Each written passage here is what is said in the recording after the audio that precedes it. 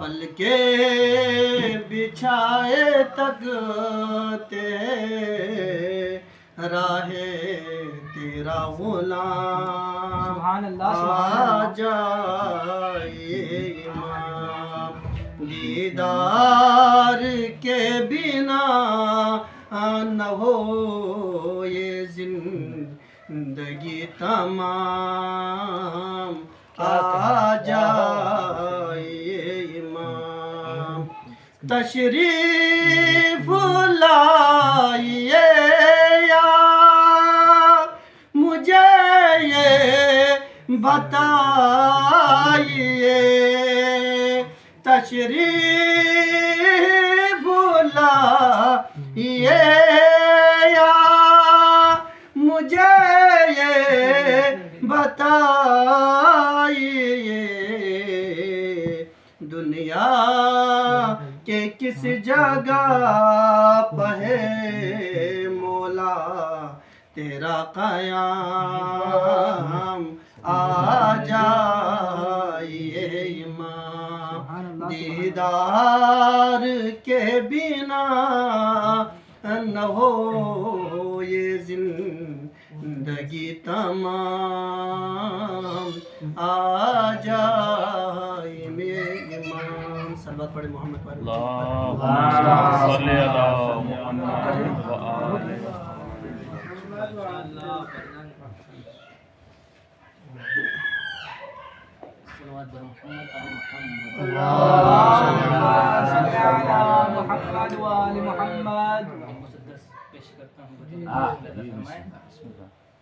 قرآن و اہل بیت بدلتے زباں نہیں قرآن و اہل بیت بدلتے زباں نہیں زیر و زبر بھی ہوں گے یہاں سے وہاں نہیں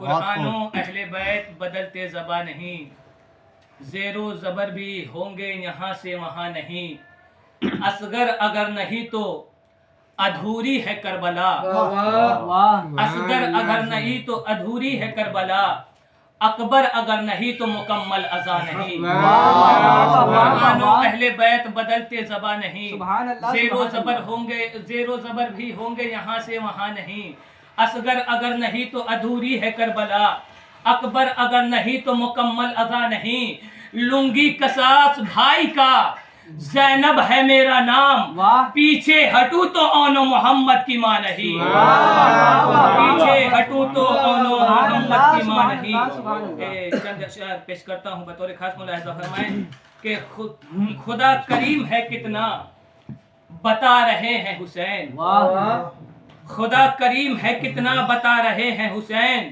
وہ دیکھو ہر کو گلے سے لگا رہے ہیں حسین خدا کریم ہے کتنا بتا رہے ہیں حسین وہ دیکھو ہر کو گلے سے لگا رہے ہیں حسین جہاں میں ہوگی اب انصار کی وگا روشن جہاں میں ہوگی اب انصار کی وگا روشن چراغے خیمہ یہ کہہ کر بجھا رہے ہیں حسین چراغے خیمہ یہ کہہ کر بجھا رہے ہیں حسین کلیجہ بیٹے کا بھائی کا بازو اپنا گلا کلیجہ بیٹے کا بھائی کے بازو اپنا گلا یہ ہے غدیر کی قیمت یہ ہے غدیر کی قیمت چکا رہے ہیں حسین یہ ہے غدیر کی قیمت چکا رہے ہیں حسین جہاں نماز فرادہ بھی پڑھنا مشکل ہے جہاں نماز فرادہ بھی پڑھنا مشکل ہے وہاں نماز جماعت پڑھا رہے ہیں جہاں نماز فرادہ بھی پڑھنا مشکل ہے وہاں نماز جماعت پڑھا رہے ہیں حسین در حسین پہ سب بن بلائے جاتے ہیں در حسین پہ سب بن بلائے جاتے ہیں در حسین پہ سب بن بلائے جاتے ہیں وہ بس حبیب ہے جس کو بلا رہے ہیں در حسین پہ سب بن بلائے جاتے ہیں وہ بس حبیب ہیں جس کو بلا رہے ہیں حسین خوشی یہ صاحب اسلام کی بتاتی ہے خوشی یہ صاحب اسلام کی بتاتی ہے برائے نصرت اسلام آ رہے ہیں حسین خوشی یہ صاحب اسلام کی بتاتی ہے برائے نصرت اسلام آ رہے ہیں حسین، جو تم نے رکھی تھی سجدے میں سر کٹانے کی، ہم آج بھی وہی سنت نبھا رہے ہیں حسین۔ یہ مسجدوں میں ہمارا جو قتل ہوتا ہے، یہی دلیل ہے دنیا پہ چھا رہے ہیں حسین۔ سبحان اللہ، یہی سبحان دلیل ہے اللہ۔ دنیا پہ چھا رہے ہیں۔ بابا سے بلندر صلوات۔ اللہم صلی علی محمد وعلی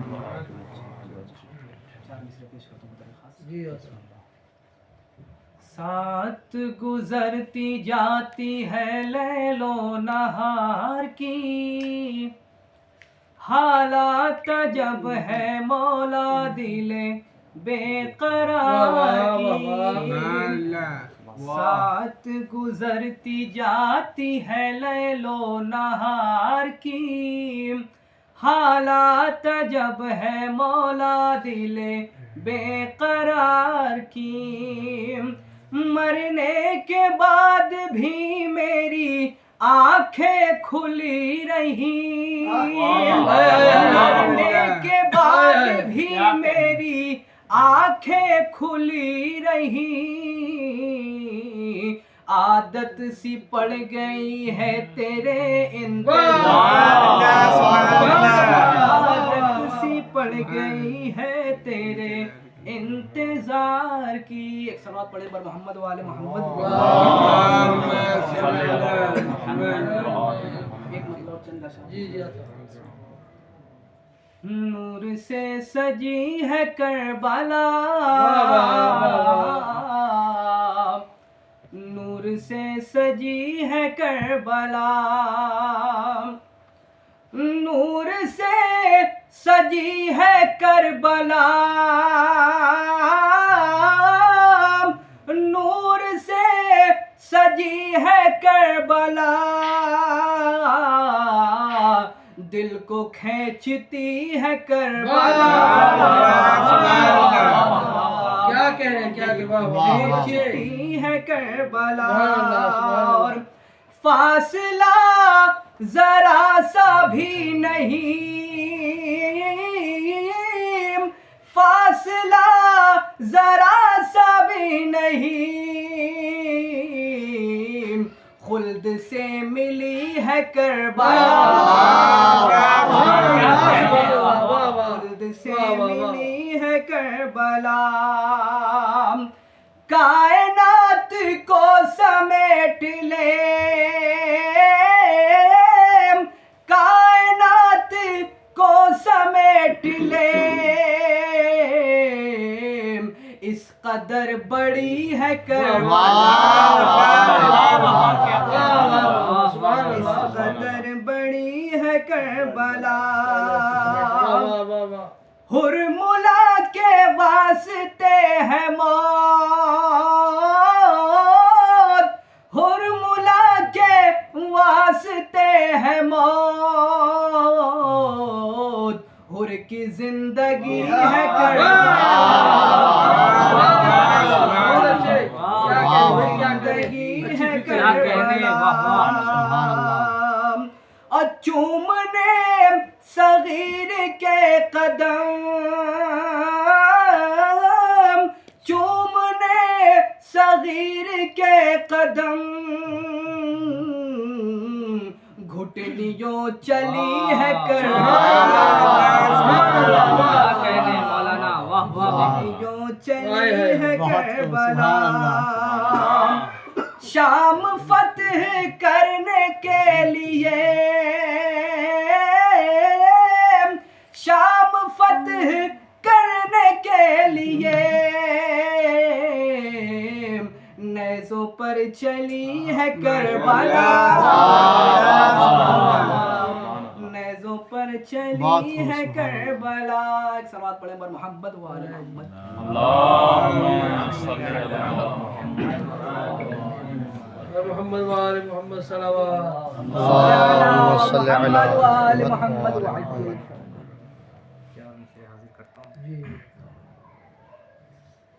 نعت احمد سنا رہے ہیں لوگ، واہ نعت احمد سنا رہے ہیں لوگ، اور خود کو مسلم جتا رہے ہیں لوگ، اور جس نے ایجاد کی ہے نعت نبی، اس کو کافر بتا رہے ہیں، سبحان اللہ سبحان اللہ. اس کو کافر. ایک صلوات پڑھیں محمد والے. اللہم صلی علی محمد وآل محمد. ایک مطلب اور چند شعر. جی جی آ رہے ہیں علی ذرا رک جا، آ رہے ہیں علی ذرا رک جا، موت سے میں نے کہہ دیا رک جا، موت سے میں نے کہہ دیا رک جا، در پہ غازی کے آ گئی ہے تو، در پہ غازی کے آ گئی ہے تو، اب اسی در پہ اے وفا رک جا، اسی در پہ اے وفا رک جا، اور دنیا مر جائے ساری گھٹ گھٹ کر، دنیا مر جائے ساری گھٹ گھٹ کر، گر علم حکم دے ہوا سبحان اللہ بے شک بے شک بے شک بابا رک جا، اور دیتے شبیر 7 لاکھ پہ سر، دیتے شبیر 7 لاکھ پہ سر، وہ تو راہب نے کہہ دیا رک جا، راہب نے کہہ دیا رک جا، موت مرحب سے بولی خیبر میں، موت مرحب سے بولی خیبر میں، سامنے مت علی کے جا رک جا، مت علی کے جا، اور روح کہتی ہے چل نجاف کو چلے، روح کہتی ہے چل نجاف کو چلے، دل یہ کہتا ہے کربلا، روح کہتی ہے چل نجاف کو چلے، دل یہ کہتا ہے کربلا رک جا.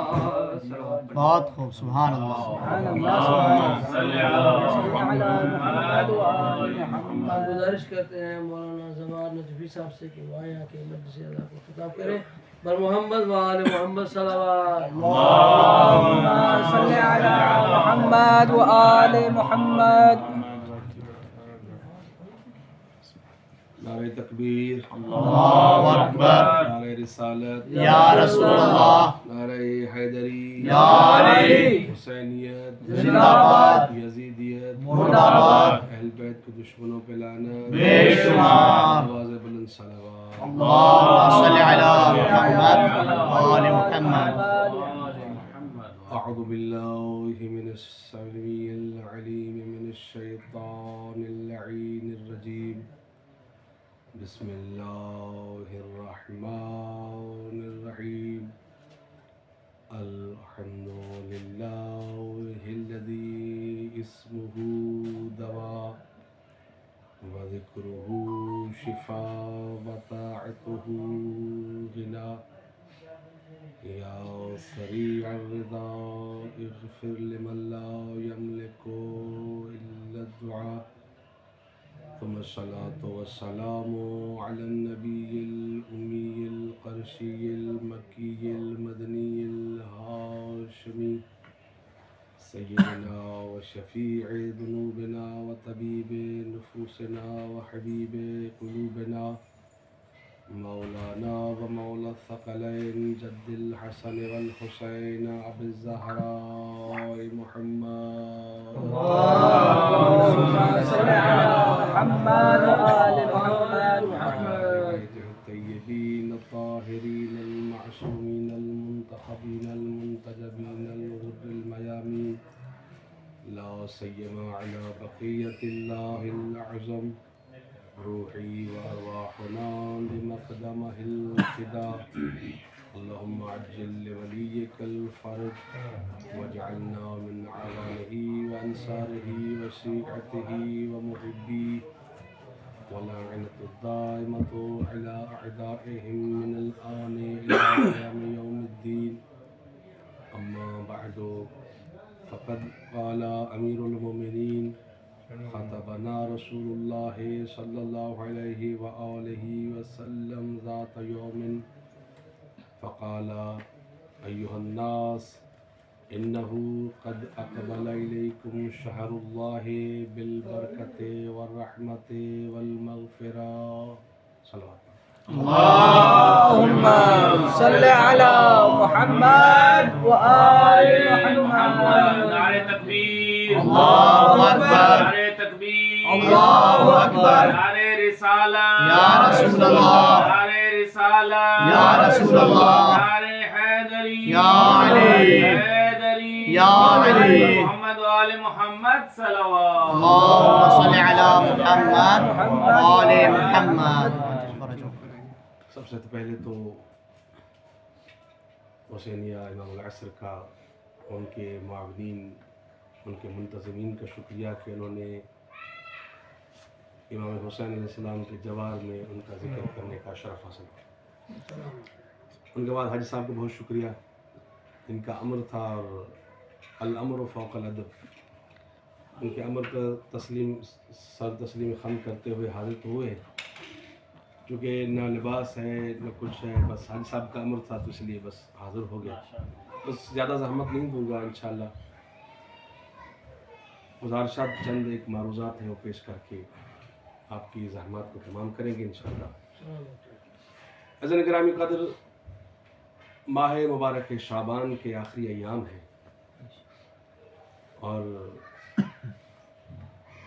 یہ ایام، ان ایام کے بارے میں میں کیا لب کشائی کر سکتا ہوں۔ بھائی نے جیسے کربلا والوں کا ذکر کیا تو اس وقت مجھے ایک بات ذہن میں آئی کہ کربلا میں بیٹھ کر کربلا والوں کا ذکر نہ ہو تو یہ پھر کربلا والوں سے وفا کا حق نہیں ادا ہوتا۔ ضروری ہے کربلا میں بیٹھیں تو کربلا والوں کا ذکر کریں۔ تو یہ جو ماہ شعبان ہے یہ وہ مہینہ ہے جو کربلا والوں کا مہینہ ہے۔ روایت میں اگرچہ اس کے تھوڑا سے مختلف الفاظ ملتے ہیں، نبی اکرم نے فرمایا کہ رجب علی کا مہینہ ہے، شعبان میرا مہینہ ہے، اور شہر رمضان اللہ کا مہینہ ہے۔ ایک روایت اور محمد وآل محمد صلوات۔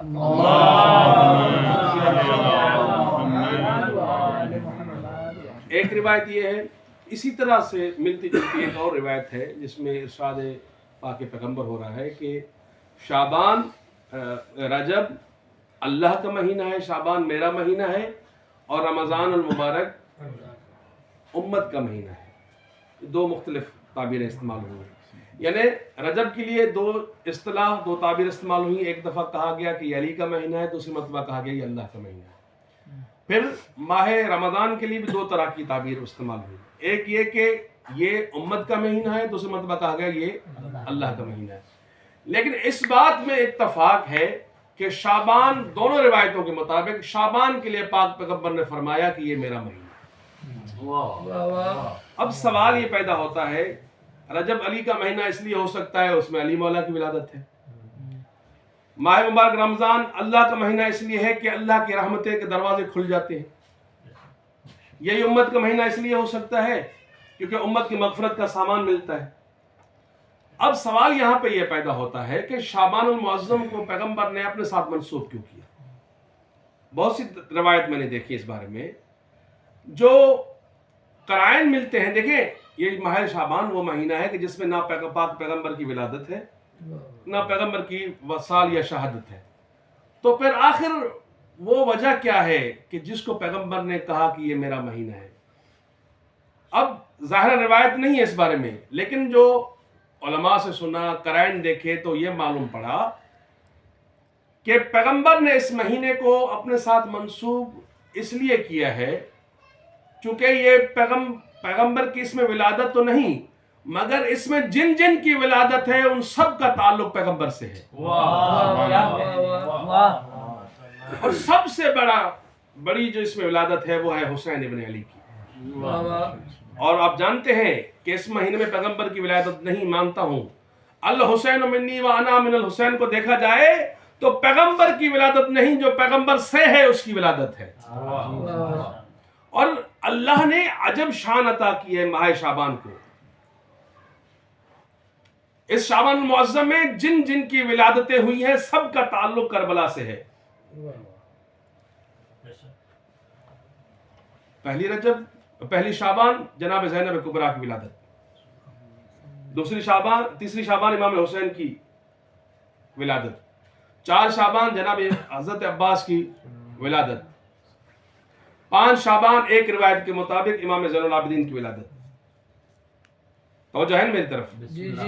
7 شعبان جناب قاسم کی ولادت، 11 شعبان جناب علی اکبر کی ولادت، اور 15 شعبان کو امام زمانہ کی ولادت. اللهم صل على محمد.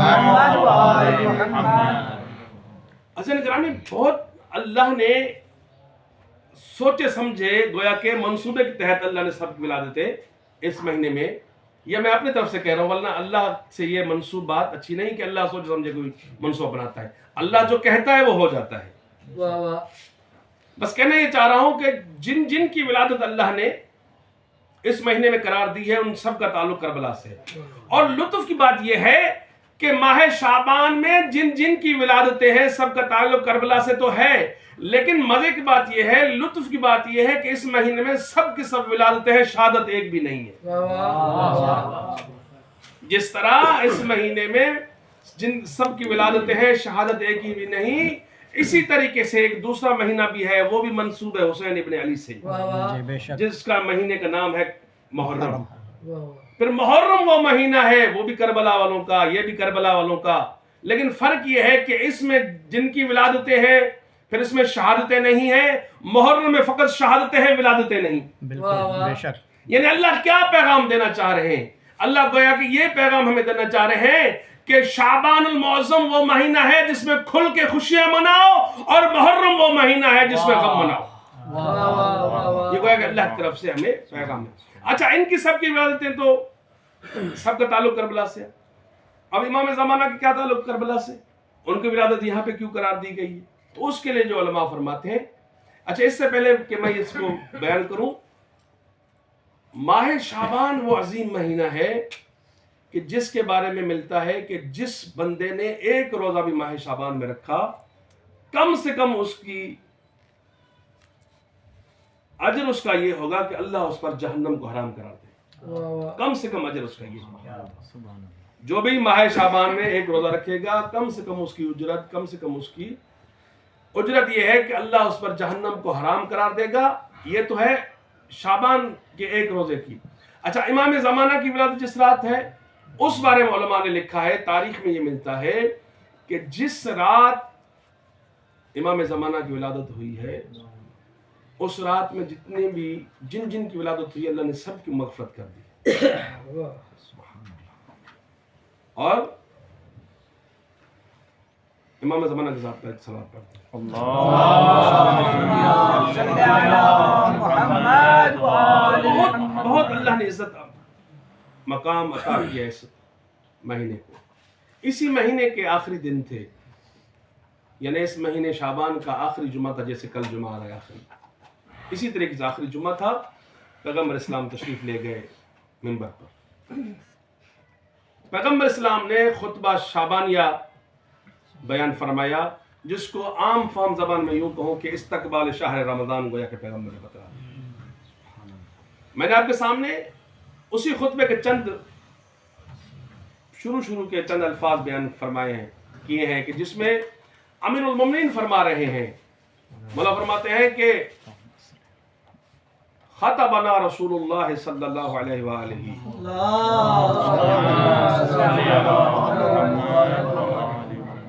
اللہ کے رسول نے ہمارے سامنے خطبہ ارشاد فرمایا تھا. فقالا، اور پیغمبر نے فرمایا تھا کہ ایھا الناس، اے لوگو، انہو قد اقبل الیکم شہر اللہ، اے لوگو خبردار، ہوشیار، اب جو تمہارے سامنے اللہ کا مہینہ آ رہا ہے اس کا بڑھ کر استقبال کرو، اس کا بہترین طریقے سے استقبال کرو.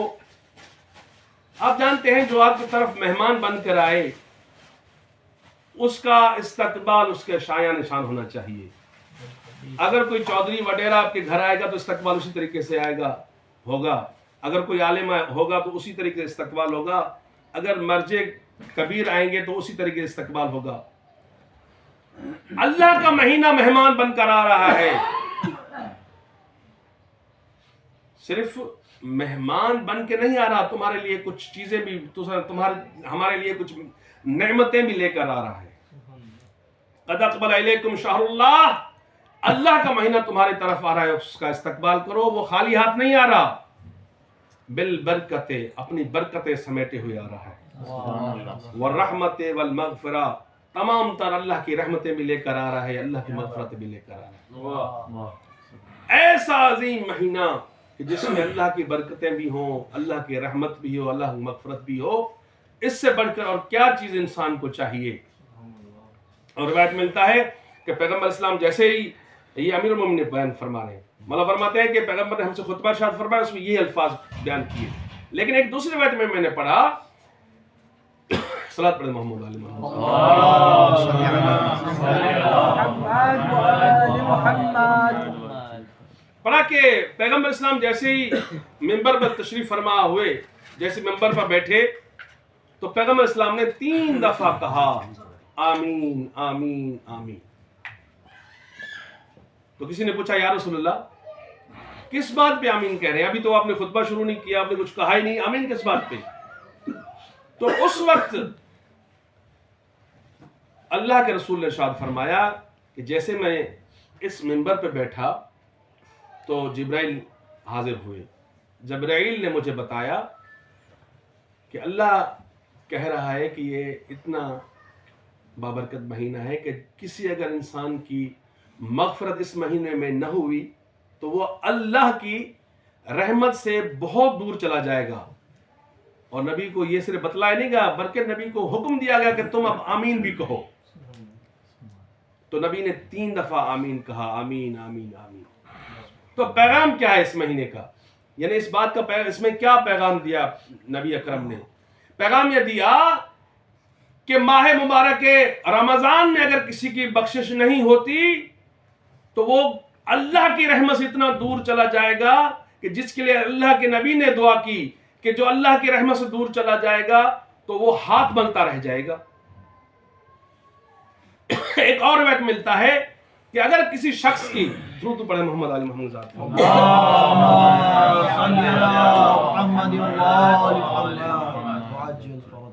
ملتا ہے کہ ایک دوسری روایت میں ملتا ہے کہ اگر کسی انسان کی مغفرت ماہ مبارک رمضان میں نہ ہوئی تو سوائے منا کے اور کسی مقام پر اس کی مغفرت نہیں ہو سکتی. یعنی بعض روایتوں میں یہ ملتا ہے کہ وہ ذلیل و رسوا انسان ہوگا جس کی مغفرت اس مہینے میں نہ ہو. تو اس لیے میں نے موضوعات تو بہت تھے، اس موضوع کو اس لیے انتخاب کیا کہ کیونکہ یہ سنت نبوی ہے کہ ماہ مبارک رمضان سے پہلے خطبہ شعبانی انہوں نے ارشاد فرمایا. مطلب یہ تھا کہ اس جمعہ کو تمام خطبہ کی ذمہ داری بنتی ہے، سنت نبوی ہے کہ ماہ مبارک کی فضیلت کو بیان کیا جائے. یہ اتنا بابرکت مہینہ ہے کہ اسی خطبے کے چند الفاظ ہیں.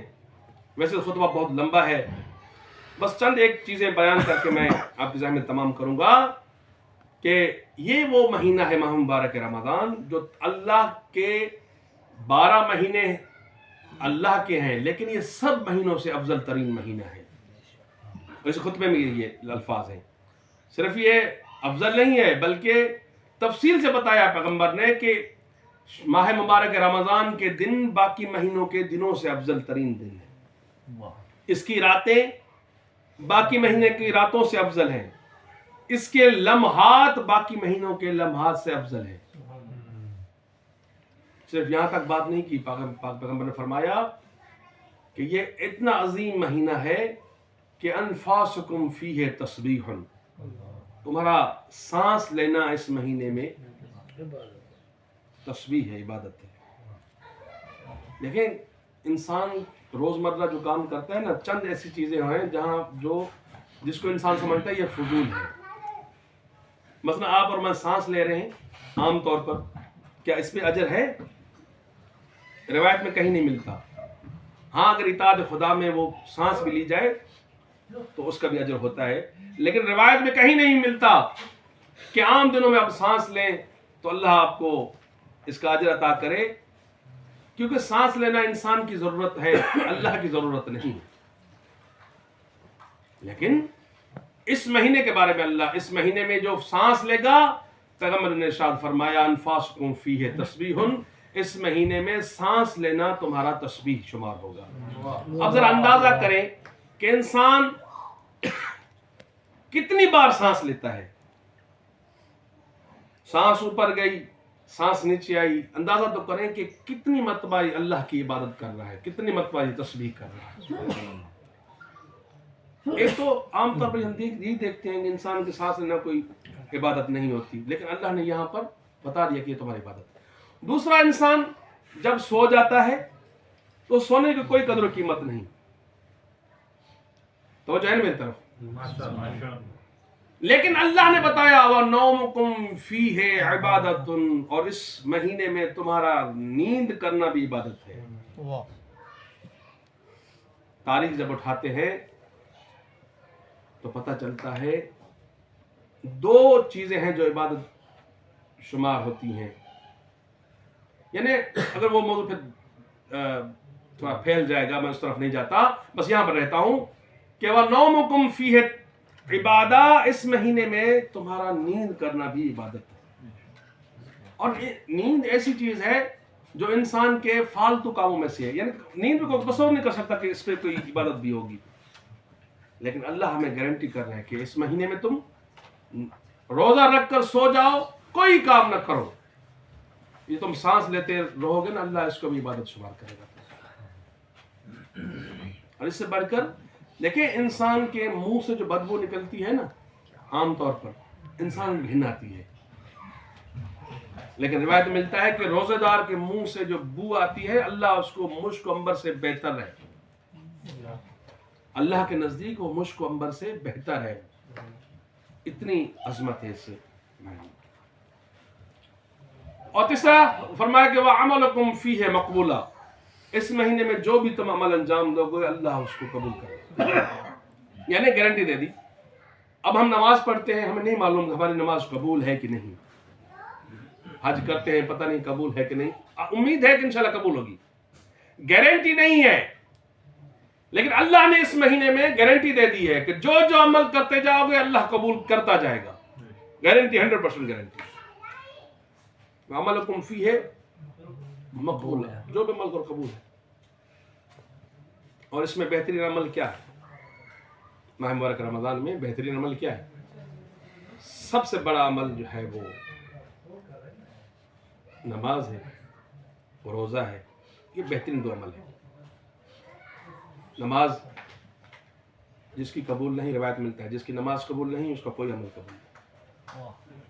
फिर रोज़े के लिए क्या फरमाया? रोज़े के लिए फरमाया अस्सामु ली व अज्ज़ी बिही, रोज़ा मेरे लिए है, इसका अजर भी मैं दूंगा। बाकी जितनी इबादत है अल्लाह बताया अल्लाह ने कि इसका ये अजर है, इसका ये अजर है, इसका ये अजर है, लेकिन अल्लाह ने रोज़े का अजर नहीं बताया। फरमाया रोज़े मेरे लिए, मेरा बंदा ये रोज़ा मेरे लिए रखता है तो इसका अजर भी मैं दूंगा। कितना अजर है इसका ताल्लुक उसकी नीयत से है कि इसकी नीयत कितनी खालिस है। जितनी मार्फत, जितनी उसकी नीयत खालिस होगी इतना उसको अजर मिलेगा। और साथ गारंटी भी है कि वह अमलकुम फीह मक़बूला, अमल तुम्हारा कबूल हो जाएगा। और तीसरा इसमें बेहतरीन अमल जो है वो क्या होता है? वो है कुरान की तिलावत। और रिवायत में मिलता है कि जो इंसान आम तौर पर एक आयत की तिलावत करे उसको एक ही का सवाब मिलता है, लेकिन माह मुबारक रमज़ान में अगर कोई एक शख्स एक आयत की तिलावत करे तो उसको सवाब 10 आयतों के बराबर मिलेगा। जरा बताएं, कोई अगर एक इंसान पूरे साल में सिर्फ एक ख़त्म कुरान कर दे सिर्फ रमज़ान मुबारक में, अंदाज़ा करें तो उसको सवाब कितना मिलेगा? 10 कुरान के बराबर। इससे बेहतर और क्या हो सकता है? और अल्लाह ने अजीब तकसीम कर दी ना इस महीने को। एक अशरे को अल्लाह ने तौबा का अशरा करार दिया, एक मग़फ़रत का अशरा, एक रहमत का अशरा। यानी पहले तौबा करो, अल्लाह की रहमत आए तुम्हारे पास, फिर आएगी, फिर अल्लाह तुम्हारी मग़फ़रत करेगा। यानी अल्लाह ने इस महीने में बंदे के लिए, इस महीने में अल्लाह ने बंदे को माला माल कर दिया है। और रिवायत में मिलता है कि ये जैसे महीना शुरू हो जाता है जन्नत के दरवाजे अल्लाह खोल देता है। सिर्फ जन्नत के दरवाजे नहीं खोलता बल्कि साथ ये भी हुक्म है कि अल्लाह जहन्नम के दरवाजों को बंद कर देता है। और तीसरी अजीब शय कि अल्लाह इस महीने में शैतान को कैद कर देता है। ये भी इसी खुतबे में इरशाद नबी ने फरमाया। अब बताएं ना, आमतौर पर हम यही कहकर उज़्र पेश करते हैं कि शैतान ने बहका दिया, कहते हैं ना शैतान ने बहका दिया, शैतान ने वसवसे डाल दिया, शैतान ने ये किया। यानी अपने जैसे हम पाकिस्तान में तो यही होता है कि जो काम सब अमेरिका पे डाल दो, हम सब काम शैतान पे डाल देते हैं। अल्लाह ने हमसे वो बहाना भी छीन लिया। अल्लाह ने कहा कि इस महीने में तो शैतान भी बंद है, अब क्या बहाना करोगे? यानी अल्लाह ने तमाम तर बहाने, हीले बहाने हमारे बंद कर दिए। वजह क्या है? अल्लाह वो भी हमारे लिए किए उन्होंने। अल्लाह चाहता है मेरा बंदा सबसे ज्यादा मुस्तफीद हो इस महीने से। इन्हें देखिए, सलात पढ़े मोहम्मद आली मोहम्मद।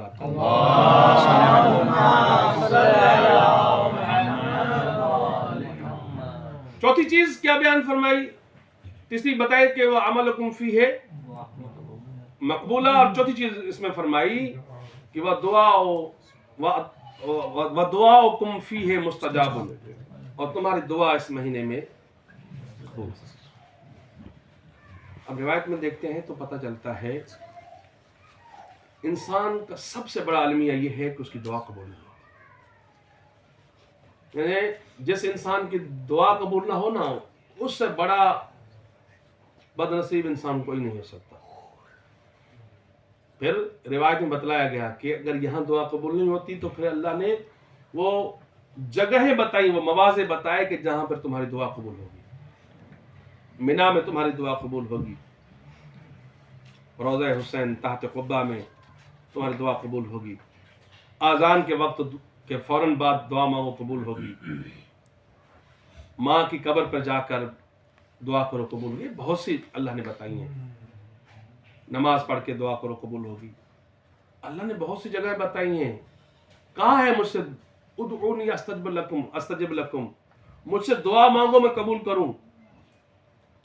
अब अल्लाह कह रहा है मुझसे दुआ मांगो मैं कबूल करूं। और इसमें इस खुतबे में नबी ने गारंटी दे दी कि इस महीने में दुआ करोगे तो अल्लाह फौरन ही कबूल कर लेगा। یہ اللہ نے نہیں بتایا کہ فلاں جگہ پہ جا کے دعا کرو تو قبول کروں گا، نہیں، تم روزے دار ہو، ماہ مبارک رمضان میں بس دعا کرو میں قبول کروں گا، یعنی اتنی گارنٹی اللہ نے، اللہ کے رسول نے دے دی اس میں۔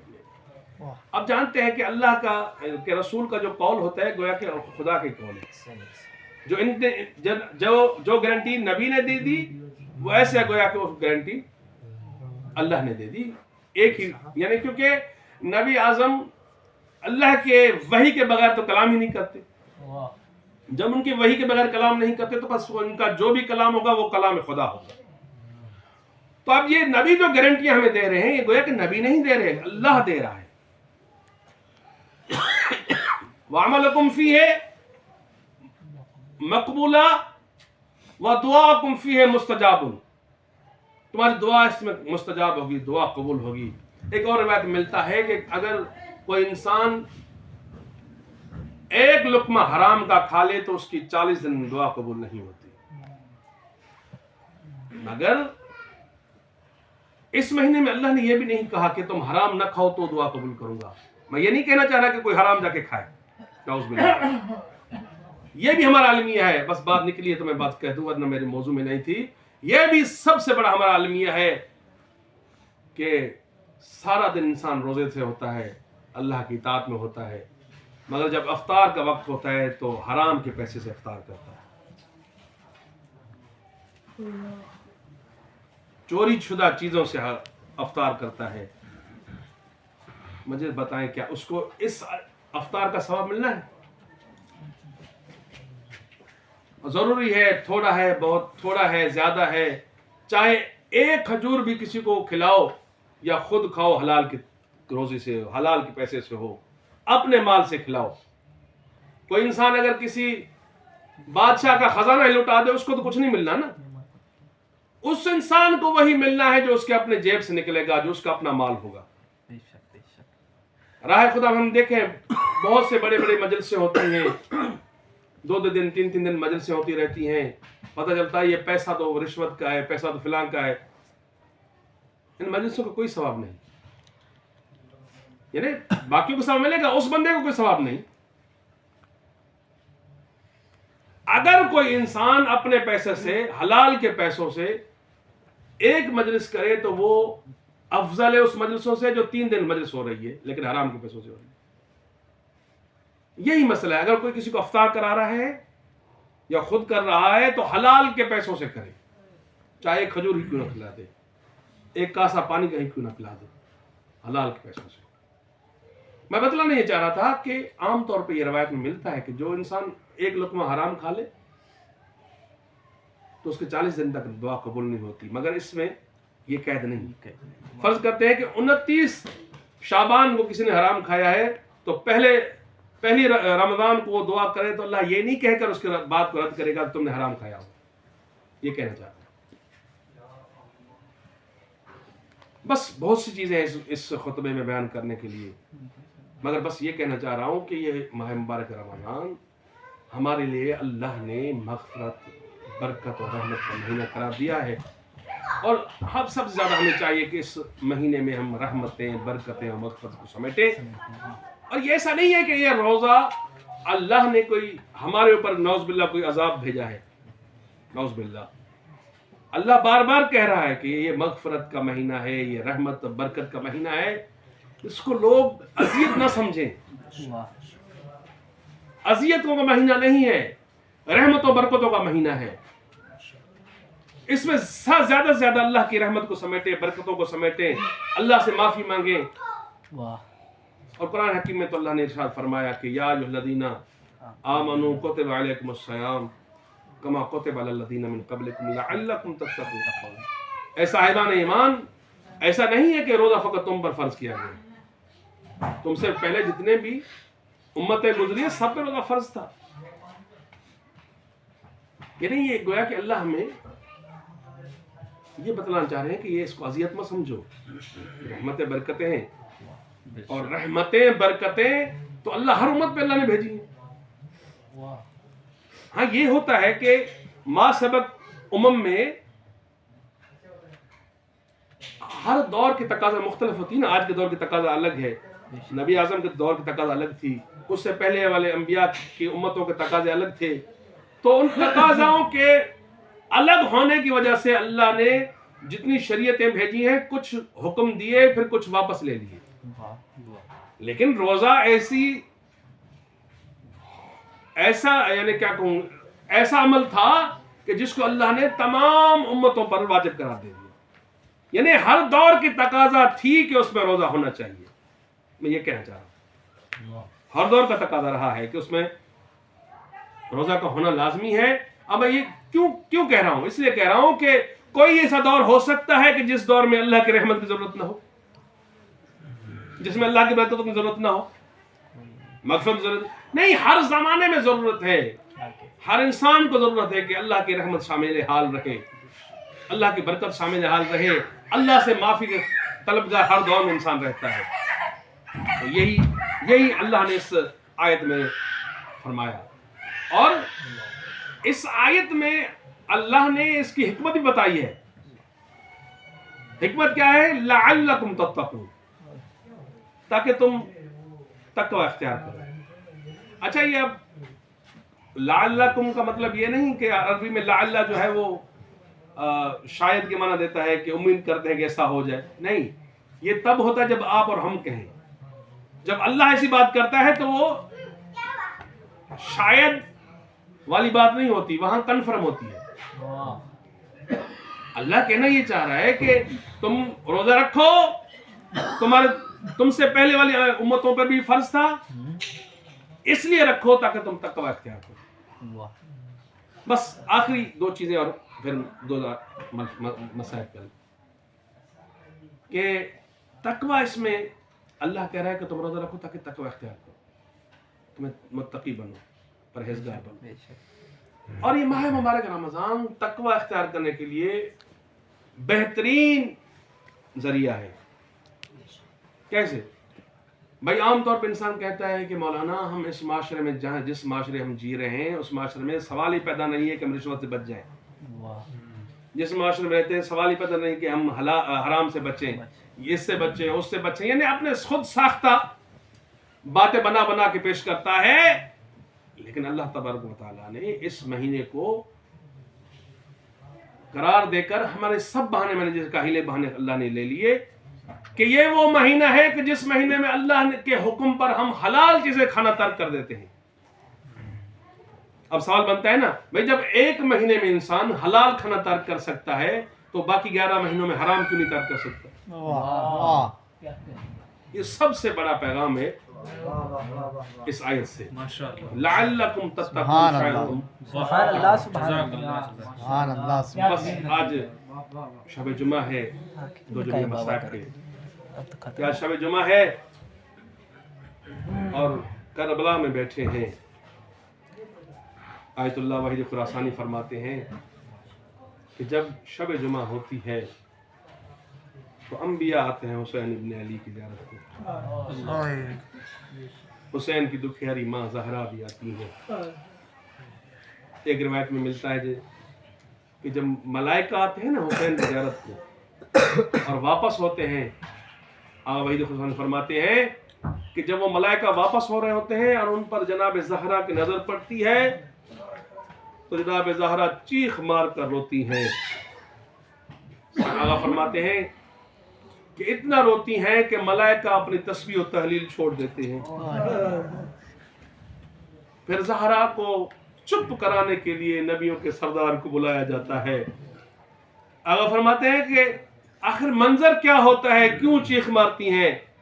آقا فرماتے ہیں منظر جناب زہرا کو وہی یاد آتا ہے جو امام رضا نے ابن شبیب کو بتایا تھا. فرمایا تھا یا ابن شبیب ان کنت باقیا لشیء، اے ابن شبیب جب تم رونا چاہو سب سے پہلے فبکی للحسین، میرے حسین پہ رونا.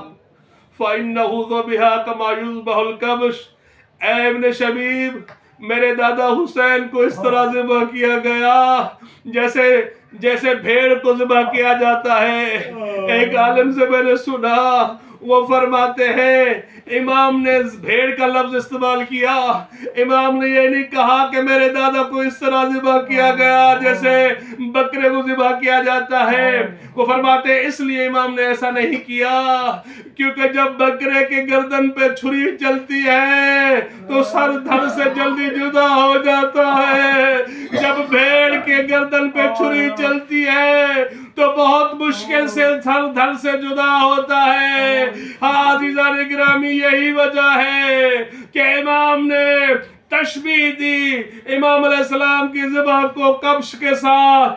रिवायत मिलता है कि इमाम को जब ज़िबा करने के लिए ये लाइन आगे आया तो जो तेजदार खंजर था पहले उसका मुंह को कुंद किया, वो पत्थर पे मारकर उसकी धार खत्म की, फिर मज़लूम करबला पर 1 दफा 2 दफा 3 दफा ज़रब लगाई। हाँ फिर भी दिल नहीं भरा। तारीख बताती है कि 13 ज़रबे हुसैन के गले में चली। अरे बेकस बहन दिल्ला ज़ैलिबिया पे देख रही थी, कह रही थी क्या तुम में कोई मुसलमान नहीं। लानतुल्लाहि अलल कौमिज़ ज़ालिमीन सयअलमुल लज़ीना ज़लमू अन्नहुम अलविदा। तुझे वास्ता मोहम्मद आले मोहम्मद की इज़्ज़त अज़मत का ये हमारी कलिमत अपनी बारगाह में कबूल फरमा। हमारे इलाज जितने दोस्त अहबाब दुआओं के लिए हाथ बुलंद किए, परवरदिगार किसी की हाथ खाली न लौटाना। परवरदिगार तुझे वास्ता मोहम्मद आले मोहम्मद की इज़्ज़त अज़मत का हम सब को इस माह मुबारक से ऐसे ही मुस्तफ़ीद होने की तौफीक अता फरमा जिस तरह तू चाहता है।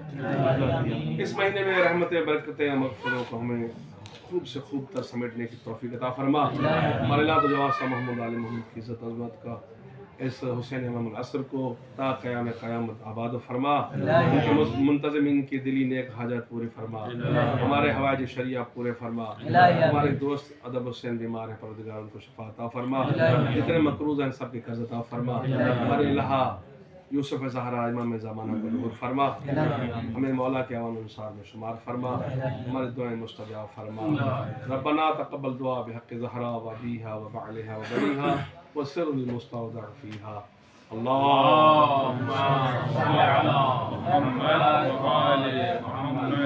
गुजारिश है एक मरतबा सूरह अल-हम्द और 3 मरतबा सूरह तौहीद तिलावत फरमा कर इस हुसैनिया के बानियान के जो मरहूमीन और यहाँ पे हाज़रीन उनके मरहूमीन और ख़ास तौर से मरहूमा रौनक जहाँ बिनते सफदर हुसैन की रूह को इसाल फरमा दें।